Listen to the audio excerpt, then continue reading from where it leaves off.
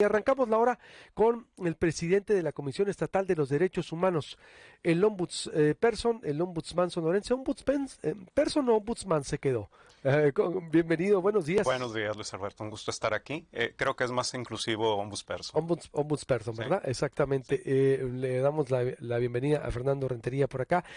Un año se ha cumplido ya. Un año, ¿verdad? Exacto, se acaba de cumplir un año justo el 15 de marzo en la Comisión Estatal de Derechos Humanos, no solo mío, sino de todo un equipo que ha estado trabajando de forma coordinada para concretar. Me gustaría mencionarte así muy rápidamente 10 puntos en concreto que están más desarrollados ahí en el informe que es público, que está ahí en los medios de la comisión. Resumes, en un Eh, año se pueden resumir en 10 puntos, dices tú, de lo yo, que se ha hecho. yo, bueno, en realidad son muchas cosas más, No, pero pero lo digamos, trascendente, obvio, sí. creo que a mí me gustaría subrayar primero.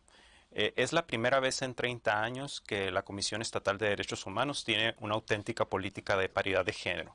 Pasamos de 43% de mujeres en la comisión a 61%. Número dos, tenemos en la Comisión Estatal de Derechos Humanos una auténtica política de austeridad que se concretó en un reglamento de austeridad publicado en el Boletín Oficial del Estado desde el año pasado, que nos ha permitido hacer ahorros muy importantes en energía, en combustible, en viáticos, en suprimir la compra de vehículos de lujo que incluso se hacía todavía en la presidencia anterior. ¿Se Número compró un vehículo de lujo? Sí, Ah, ¿de cuánto?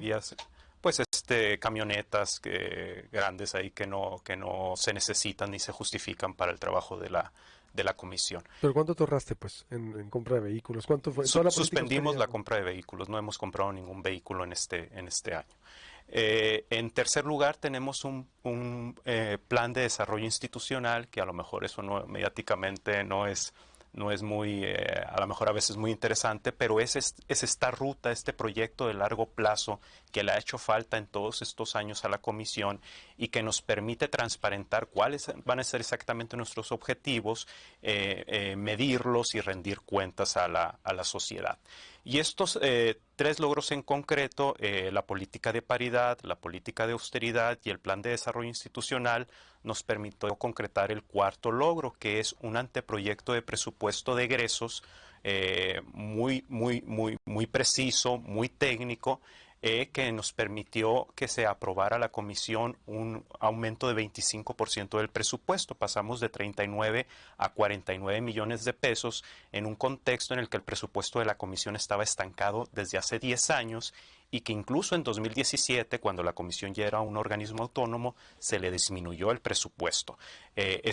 Un anteproyecto donde se plantearon 81 nuevos indicadores, 81 nuevas actividades, compromisos que va a realizar la comisión y que creo que esta aprobación del Congreso, este aumento del presupuesto, tiene mucha relación con esta política de austeridad, de paridad y sobre todo el plan de desarrollo institucional. En quinto lugar, y aquí ya entrando a los temas más sustantivos de la comisión, tenemos una dirección de quejas totalmente diferente, que la dirección de quejas es la puerta, ¿no? Por donde empiezan los temas en la comisión.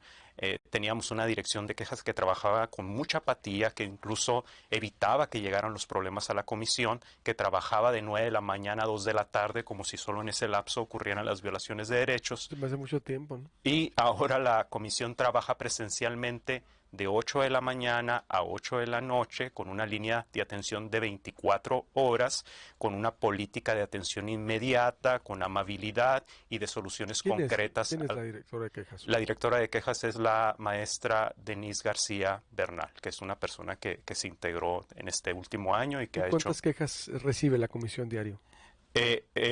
Bueno, hay que contar las quejas que presentan directamente a las personas, Sí, por pero eso. también hay una política de las quejas de oficio. En el último año, Ujú. la comisión atendió a 6,000 personas, o sea, en promedio, a través de la dirección de quejas se resolvieron semanalmente alrededor de 125 problemas. Y aceleramos el turno ¿Se de los... atendieron o se resolvieron? Dices. Se atendieron y Ah, se resolvieron, o resolvieron puede significar que se resuelven ahí mismo en la dirección de quejas o se turnan a las visitadurías para investigación, que este año se turnaron alrededor de 1,400 asuntos. En sexto lugar, ya en el área de visitadurías, y cambiamos el acento. Normalmente el trabajo de la comisión, sobre todo en visitadurías, se identifica con las recomendaciones. Ya ves, la gente piensa que normalmente que lo único que hace la comisión es emitir recomendaciones, pero en vez de poner este año el acento en las recomendaciones, lo empezamos a transitar a medidas cautelares, porque las medidas cautelares es ese instrumento idóneo para resolver inmediatamente un problema. A través de una medida cautelar, por ejemplo, si quieres ahorita más adelante lo comentamos, pero resolvimos, por ejemplo, este tema de la protesta en el Cobach, donde se estaba señalando a un profesor por violencia. Lo resolvimos prácticamente de un día para otro. Problemas... Okay. ¿Emitieron ustedes recomendaciones? Medida cautelar, medida cautelar. ¿Qué fue que recomendándole qué decía la medida? La medida que se separara al profesor inmediatamente y que se iniciara el procedimiento administrativo para que se aclararan por eso estos lo hizo hechos. el Cobach. ¿Perdón? Por eso lo hizo el Cobach, sí, porque llegó la queja, la denuncia, o bueno, más bien se hizo público, según lo que me dijo el director el lunes, en marzo del 2022, ¿no? Y un año después, se tardó un año el Cobach. No, en abril del año pasado levantamos una queja de oficio. Yo acababa de llegar a la comisión por un caso similar en el Cobach Villa Bonita, y es un caso en el que se separó el profesor y hasta el momento sigue separado, y ha continuado la investigación. Y este caso es un caso de la semana pasada. Nosotros nos enteramos que iba a haber una protesta de estudiantes del Cobach Reforma por estos temas. Entonces se constituyó ahí en el Cobach Reforma una visitadora de la comisión, y esa visitadora de la comisión fue la que advirtió este señalamiento respecto a este profesor. Por eso, si no hubieran sido por ustedes, quiere decir que esto seguiría ahí en el Cobach Reforma, por lo que veo, porque el Cobach Reforma, el caso había llegado hace un año, y ustedes van e intervienen, y es cuando se ve forzado entonces el Cobach también a decir, a ver, pues lo vamos a separar del cargo después de un año. El Cobach tardó un año. Yo lo que te puedo decir es que hubo una visitadora en esa manifestación, se levantó la queja de oficio, se emitió la medida cautelar y se dio por cumplida el viernes Que la pasado. medida cautelar es eso, es decir, te pone una medida como preventiva o fuerza. Para evitar que se consume una vulneración de derechos latente, ¿no? Que es un instrumento de la comisión más efectivo que la recomendación, que implica toda una investigación, y que además ahorita te comentaré a dónde hemos enfocado las recomendaciones. ¿Cuántas medidas cautelares van? Las medidas cautelares, el año antepasado se emitieron 13 medidas cautelares, en este año se emitieron 37, es decir, triplicamos el número de medidas cautelares, y para este nuevo año, en el que se cambiaron pues los indicadores de la comisión, se va a aumentar en 1000% el dictado de medidas cautelares. Vamos a dictar al menos 140 medidas cautelares, que yo creo que las rebasaremos fácil, y que significa resolver 140 problemas concretos de violaciones de derechos humanos. 1000% este año aumentaremos. Número 7. El tema de las recomendaciones. Las recomendaciones, en cambio, las hemos enfocado a solo casos de graves violaciones de derechos humanos, que son el caso de las 15 recomendaciones por desaparición de personas emitidas a la Fiscalía, y más recientemente el caso de ejecución extrajudicial emitida al presidente municipal de Empalme. Entonces, ¿Cuándo fue eso? Exactamente el 15 de marzo, y ya fue aceptada en su totalidad. Entonces, por un lado tenemos medidas cautelares para resolver problemas de derechos humanos urgente, y recomendaciones para atender las graves violaciones de derechos humanos, donde ya no es posible conciliar, donde lo importante ahí es visualizar el grave problema de derechos que tenemos. ¿Cuándo se viola un derecho humano? Para ayudar entonces a visibilizar más y que la gente que nos escuche, el programa es estatal, como sabes, ¿cuándo la gente puede acudir con ustedes? Porque veo que sí traen trabajo, es decir, en los datos duros que nos presentas, yo creo que como medio nos tenemos que echar un clavado a analizar cada una de ellas, para visibilizarlas, para diseccionarlas. ¿Cuándo yo, ciudadano, puedo ir con ustedes para exigir que se me respeten mis derechos humanos, o se han violado mis derechos humanos, para ser didáctico esto? Yo incluso lo simplificaría más, y yo diría, cuando una persona tenga alguna duda, alguna impresión, alguna intuición de que se le ha vulnerado un derecho, acuda a la comisión. Ese es precisamente nuestro trabajo, clarificar primero si hay un tema de violación de derechos humanos. Si no lo hay, se le brindará una orientación. Si lo hay, lo atenderemos inmediatamente. Porque luego el tema de los derechos a veces se trivializa, y en realidad se trata de una especialización muy técnica, en donde hay que, digamos, evaluar una serie de temas, de estudios, de argumentaciones, que no son exigibles, pues digamos, a la persona, al ciudadano de a pie. Ese es nuestro trabajo técnico de especialización. Entonces, mi respuesta a este tema sería cuando una persona, por alguna razón, por alguna mera intuición, estime que se le pudiera estar vulnerando un derecho de alguna u otra manera, que acuda a la comisión y nosotros clarificaremos ese trabajo. Es precisamente la nueva política de apertura de la dirección de quejas, que las personas lleguen y nosotros atendemos y resolvemos de la manera que sea.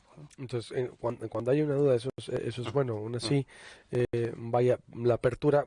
¿Está nomás la oficina de Hermosillo o dónde No, va a ser representación ahí para es, la gente? Porque la gente de repente es que dice, no sabemos nada de la comisión. Bueno, pues sí hay. Si tú tienes dudas o si tú crees que se te han pisoteado como persona en los derechos, con servicio público, hay que decirlo, no es contra empresas, ¿verdad? Esto. O también entra moneda de empresas. no, aunque sí hay un tema, digamos, el discurso de los derechos ha crecido al punto de decir que cuando un particular ejerce actividades de imperio como si fuera una institución del Estado, también pudiera estar vulnerando derechos, ¿no? Es una óptica que creo que va cobrando fuerza y que incluso en los precedentes de los tribunales ya ha cobrado alguna relevancia, ¿no?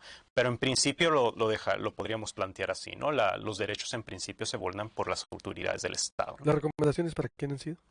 En este último periodo ha sido Para las la de 15 Empalme. recomendaciones Las 15 de la Procuraduría y la de Empalme son 16 entonces. son 16 Son recomendaciones 16. PAS. Luego, en octavo lugar, tenemos por primera vez, y además esto es único en nuestra región, tenemos una oficina para el protocolo de Estambul.